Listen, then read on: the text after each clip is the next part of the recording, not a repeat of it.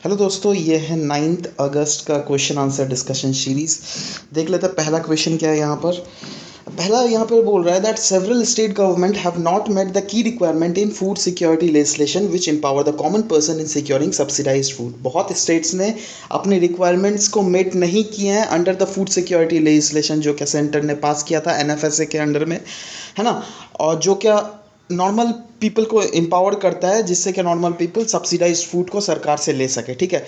तो जिससे कि नॉर्मल पीपल वैसे ले सके तो सरकार को कुछ प्रोविजंस देने पड़ेंगे ना, तो वो सरकार दे नहीं पा रही है। ये स्टेटमेंट आपका दिया हुआ है, ठीक है। एग्जामिन द रीजंस, आपको रीजंस फाइंड करना है दैट क्यों नहीं दे पा रही है।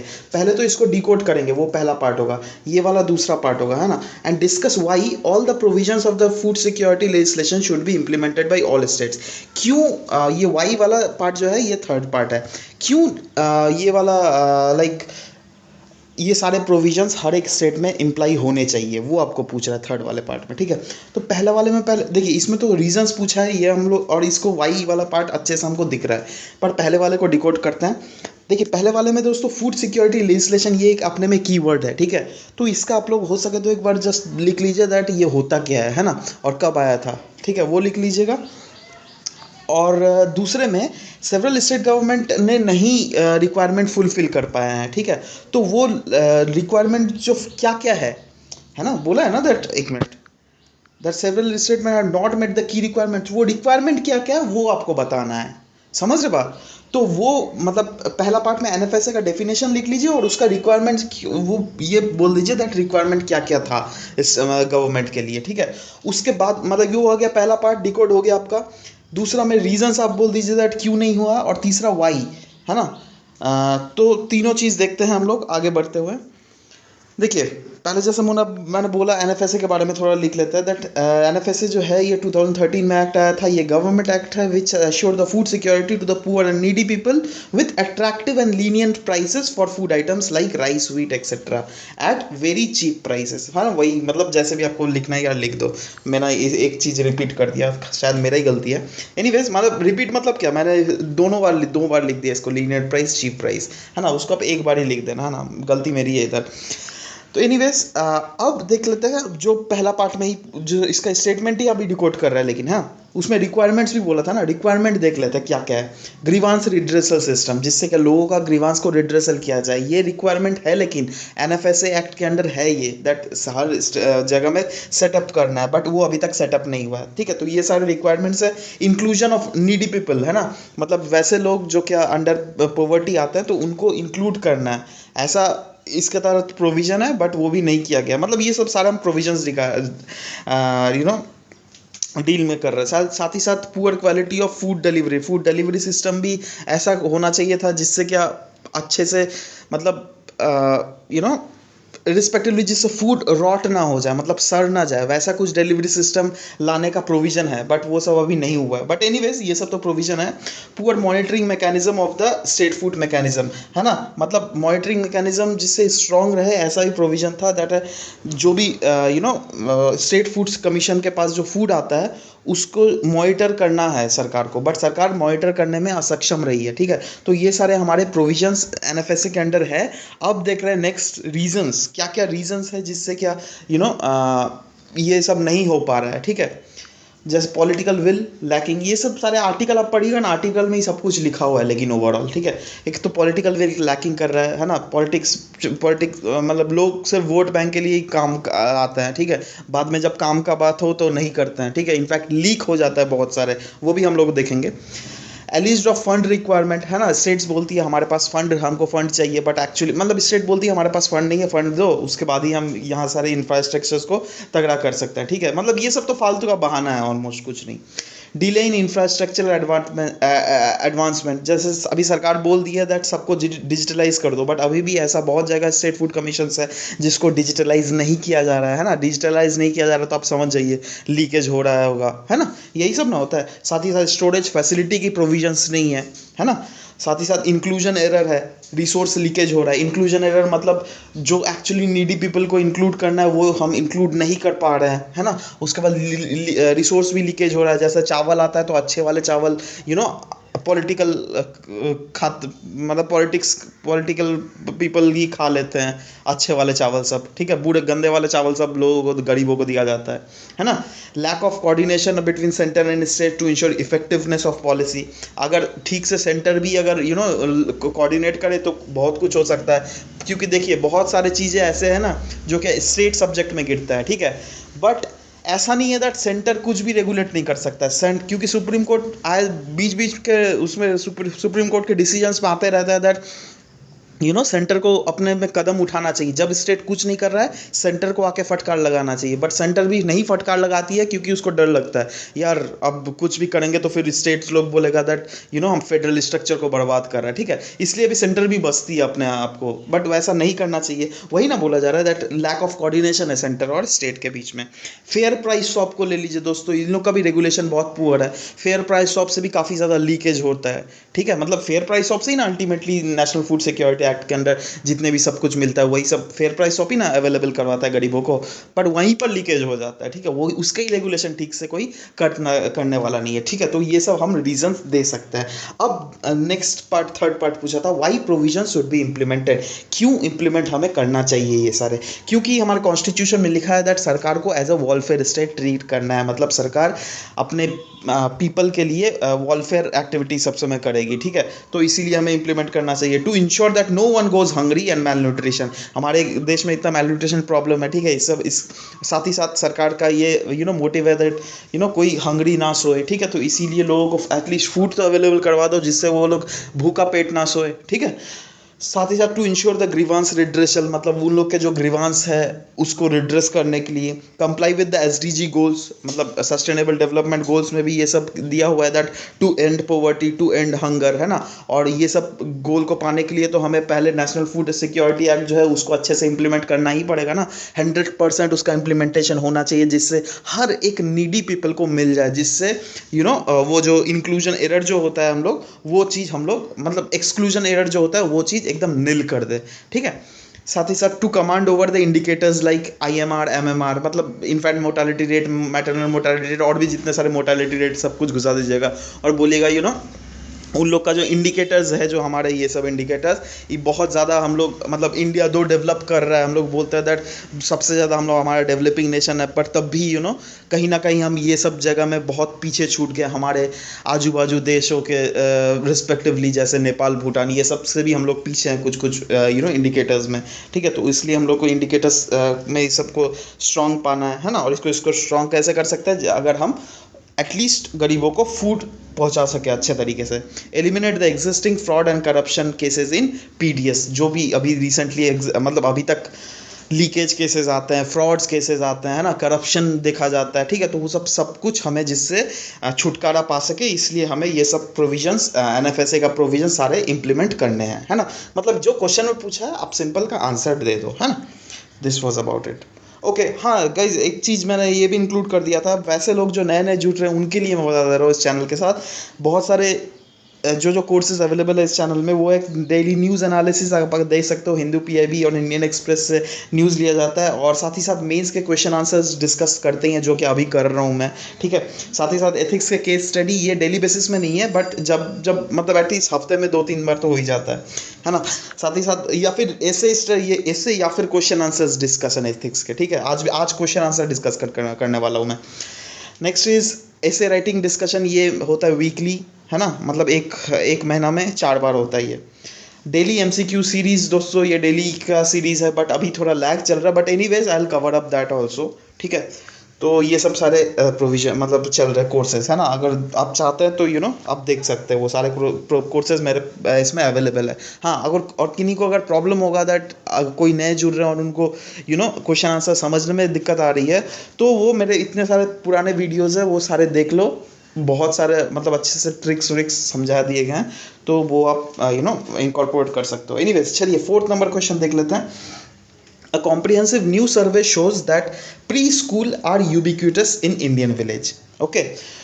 Does preschool help children? Critically examine. दोस्तों पहले तो बात बहुत सारे कीवर्ड्स है यहाँ पे।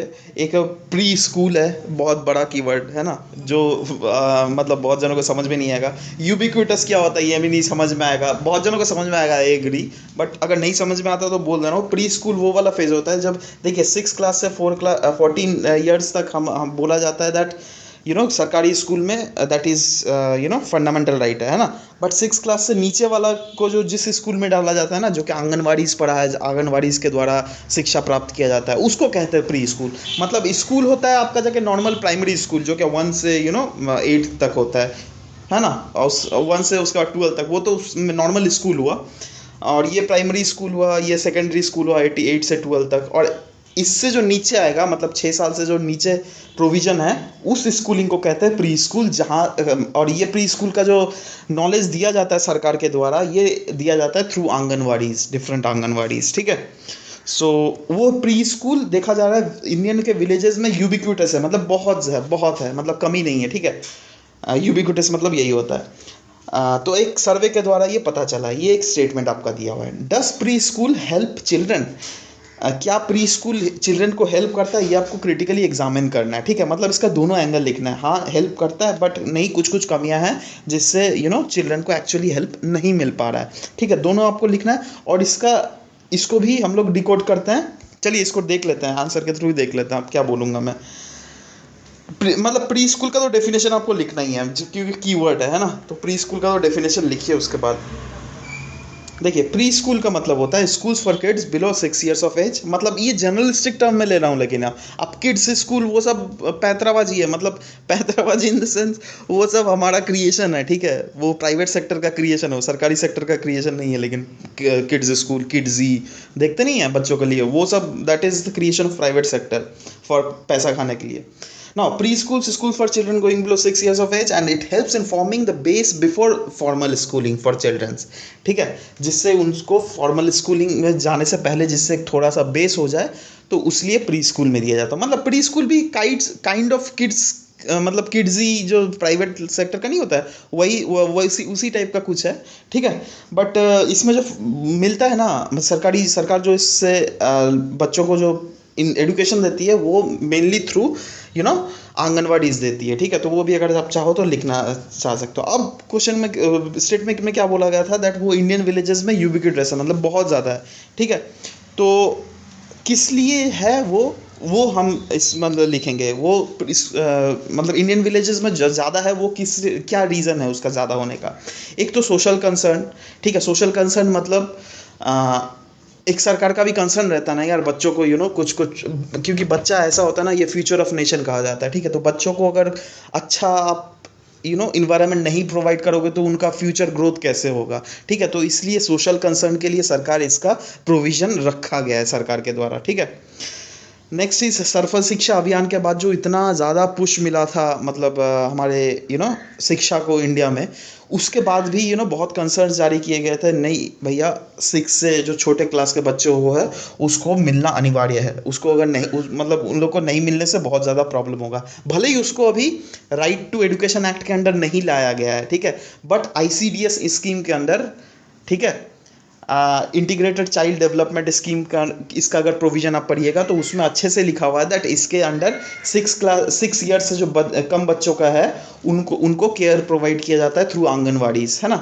तो है ना, इस दोनों के रीज़न, साथ ही साथ वहाँ पर फैमिली प्लानिंग और न्यूट्रिशनल सपोर्ट के लिए भी ये चीज़ खोला गया था। मतलब फैमिली प्लानिंग तो आप नहीं लिखने से भी चलेगा, बट न्यूट्रिशनल सपोर्ट, क्योंकि देखा जाता है गरीबों के बच्चों को खाना वाना नहीं मिलता है, ठीक है। तो जिससे क्या इस प्री स्कूल का प्रोविज़न रखा जाए, जिससे वहाँ पर कुछ खाना वाली बच्चों को खाना भी, न्यूट्रिशनल चीज़ें भी मिल जाए, ठीक है। तो उसलिए भी ये चीज़ प्री स्कूल का डिफरेंट विलेजेस में जो इतने यूबिक्विटस प्री स्कूल्स हैं, उसका खुलने का रीज़न यही सब है, और कुछ नहीं। मतलब और भी अब 2-3 पॉइंट अगर आपके पास होगा तो ऑफ कोर्स आप लिख ही सकते हैं। इनफैक्ट कमेंट सेक्शन में भी लिख दो यार, मेरे को भी हेल्प मिलेगा। और आप लोग तो कोई मतलब पार्टिसिपेट कर ही नहीं रहे हो, है ना। 1-2 करती हैं, एक है कोई महिमा नाम की मैम, तो she is writing from US। उन्होंने कमेंट में लिखा था। तो देखो यार, US के लोग यार लिख रहे हैं यार, आप लोग नहीं लिख रहे हो, बताओ, है ना। तो भाई कोऑर्डिनेट करो यार, सबको एक साथ मिलके अगर लिखोगे ना तो डिफरेंट पॉइंट्स आएंगे। मैं बार बार बताता हूँ, अगर आपके पास पॉइंट्स हैं तो ही लिखिए, नहीं है तो कोई बात नहीं, बट है ना, पॉइंट्स अगर है तो just do right it in the comment section below. मैं भी सीखूंगा कुछ ना आपसे, और ऐसा होता है ना दैट मैं सीखूंगा तो फ्यूचर में शायद वो वाला पॉइंट मेरे को क्लिक कर जाए और उस पॉइंट से मैं रिलेट करके कोई दूसरा आंसर आपको सॉल्व कर दूँ, ठीक है। तो अल्टीमेटली सबका ही फायदा होगा हम लोग का, है ना। तो चलिए, अच्छा अब देख लेते हैं दैट प्री स्कूल, वही पूछा था ना, क्रिटिकली एग्जामिन कीजिए दैट प्री स्कूल हेल्प करता है कि नहीं। तो हाँ, ये हेल्प करता है कैसे। अच्छा, अच्छा कैसे हेल्प करता है। It helps in developing the cognitive abilities, ठीक है। बच्चों को एक जगह मिलता है जहाँ पर वो, क्योंकि बोला जाता है ना दैट वो एक ट्रांजिशन है टू द मेन स्कूल, ठीक है। तो वहाँ पर भी कुछ कुछ कॉग्निटिव चीज़ें सिखाई जाती है, जैसे कैसे खेलना, कैसे लोगों से बातें करना, शिष्टाचार, ये सब थोड़ा मोड़ा सिखाया जाता है, ठीक है। मतलब वैसे तो सिखाने का प्रोविज़न है, मतलब वैसे सिखाया जाता है या नहीं, मैं गया नहीं हूँ कोई आंगनवाड़ी सर में पूछने के लिए, बट क्योंकि ये जर्नलिस्टिक थिंग है, ठीक है, इसलिए आपको लिखना पड़ेगा दैट प्री स्कूल में ये सब सिखाया जाता है। It gets children gets exposure to the changed behaviour and auditory skill, ठीक है। मतलब उन लोग को, क्योंकि देखो दूसरे बच्चों के साथ मिलते हैं, ठीक है, तो एक बिहेवियर में तो चेंज आएगा ही ना बच्चों के साथ, ठीक है। और साथ ही साथ अभी तो ऐसा टेक्नोलॉजी भी इम्प्रूव कर रहा है, टेक्नोलॉजिकल चीज़ें भी उन लोग का इंटरेक्शन होता है दैट अरे यार ये हो गया वो हो गया, ठीक है। मतलब बच्चों में ही अपना इंटरेक्शन होता होगा, ठीक है। तो मतलब वही ज़्यादा एक्सपोजर मिलता है जिससे उनका बिहेवियर में थोड़े चेंजेस आते हैं, साथ ही साथ उनके ऑडिटरी स्किल्स भी बढ़ते हैं, ठीक है। और ऑडिटरी स्किल्स होना बहुत ज़रूरी है। ऑडिटरी स्किल्स मतलब बोलने चालने का तरीका, ठीक है। Next is smooth transition to the primary school life, मतलब 1 से जो 8 को है ना प्राइमरी स्कूल कहते हैं ना, तो उसके लिए एक स्मूथ ट्रांजिशन हो, क्योंकि डायरेक्ट अगर बच्चा 1 क्लास में पढ़ेगा, ठीक है, उसको की स्कूलिंग इन्वायरमेंट मिला ही नहीं तो वो तिलबिला जाएगा, और ये क्या हो रहा है मेरे साथ, है ना। मतलब एक बार में इतना वर्कलोड कैसे आ गया। तो वहाँ से वर्कलोड, प्री स्कूल से वर्कलोड धीरे धीरे सिखाया जाता है, मतलब थोड़ा थोड़ा असाइनमेंट भी दिया जाता होगा दैट कल वो बना के लाइए, कल कुछ बना के लाइएगा, कल मतलब शेर बना के लाइएगा, बिल्ली बना के लाइएगा, कुत्ता बना के लाइएगा, जो भी हो बच्चों को एक असाइनमेंट दिया जाता होगा, मतलब दिया जाता है उससे, ठीक है। तो वहाँ से क्योंकि थोड़ा थोड़ा उसको असाइनमेंट मिलने लगा है, उसके बाद ये 1 क्लास में इसको थोड़ा असाइनमेंट और भी प्रेशर आ जाएगा, है ना। पर अगर कोई बच्चा को डायरेक्ट 1 क्लास में दिया जाए तो एक बार में प्रेशर आ जाएगा, वो मतलब पागल हो जाएगा बच्चा। एंड पागल क्या, मतलब वैसा तो बोलना नहीं चाहिए, बट थोड़ा प्रेशर में आ जाएगा बच्चा। Next is nutritional care provide करने का is also taker care of, क्योंकि वहाँ मैंने बोला दैट क्योंकि सरकारी चीज़ें तो ICDS अंडर के स्कीम के अंदर न्यूट्रिशनल चीज़ें भी प्रोवाइड किए जाते हैं, है ना। Next is it acts as an institute of socialisation to learn, जहाँ पर बच्चा लर्न करता है how to play, how to learn, how to interact with other peoples, ठीक है। तो एक बच्चों के लिए it is an institute of socialisation. A friendliness environment they get outside the family, देखो फैमिली में तो क्या ज़्यादा से ज़्यादा मम्मी पापा भाई बहन इतना ही हो सकता है ना, और वहाँ पर बहुत सारे बच्चे मिल जाते हैं बच्चों को, ठीक है। तो एक फ्रेंडलीनेस इन्वायरमेंट क्रिएट हो जाता है, तो ये भी अच्छे के लिए, बच्चों के मेंटल ग्रोथ के लिए ये चीज़ बहुत अच्छा है। नेक्स्ट है कुछ कुछ क्रिटिसिज्म पॉइंट भी है, वो भी लिख लेते हैं। It is often criticise that concern security of the children, मतलब बच्चों का बच्चों वहाँ पे सिक्योर्ड है या नहीं, है ना, ये क्रिटिसाइज किया जाता है। साथ ही साथ it is observe that the financial constraint and tensions to the parents, मतलब ऐसा बोला जाता है दैट वहाँ पे फाइनेंशियल कंस्ट्रेंट्स है, लाइक वहाँ के इंफ्रास्ट्रक्चर उतना नहीं है जिससे क्या बच्चों को एक्चुअल इन्वायरमेंट मिल सके जो क्या प्री स्कूलिंग का इन्वायरमेंट होना चाहिए, ठीक है। तो क्योंकि फाइनेंशियल कंस्ट्रेंट है ना, और पेरेंट्स का भी टेंशन लगा हुआ रहता है, यार अब तो जगह अच्छा नहीं है, सिक्योरिटी नहीं है बच्चों को, तो बच्चा कैसे रहेगा, ठीक है। तो ये सब कहीं ना कहीं क्रिटिसिज्म पॉइंट आप इंक्लूड कर सकते हो। नेक्स्ट इज एफिशिएंसीज, मतलब एफिशिएंट स्टाफ आंगनवाड़ीज नहीं होता है, ठीक है, जिससे क्या आंगनवाड़ीज़ का जो इफेक्टिवनेस है वो घट जाता है। अब आंगनवाड़ीज़ ही नहीं, मैं मतलब प्री स्कूलिंग में आप दूसरा भी इंक्लूड कर सकते हो, बट मैंने जो अपना आंखों से देखा है या फिर मैंने दूसरे आर्टिकल्स में जो अभी तक पढ़ा है आज तक, है ना, मुझे आंगनवाड़ीज़ दिखा है एज अ प्री स्कूल, ठीक है। अब क्योंकि आर्टिकल में उतना एक्सप्लिसिटली मेंशन नहीं किया हुआ, इसलिए मैं आपको बोल रहा हूँ through the example of anganwadis only, ठीक है।